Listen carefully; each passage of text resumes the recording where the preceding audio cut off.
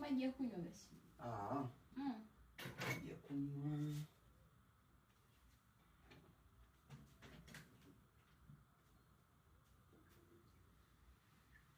Karibu. Basi. Nisikie huko nyumbani.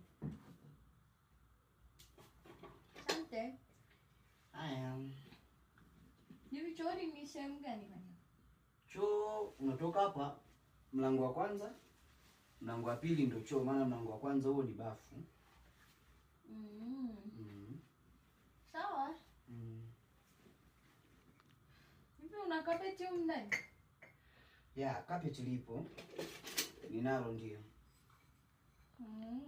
Ndio. Sawa. Hivi chumba chako kipo karibu kweli na ninacholala mimi?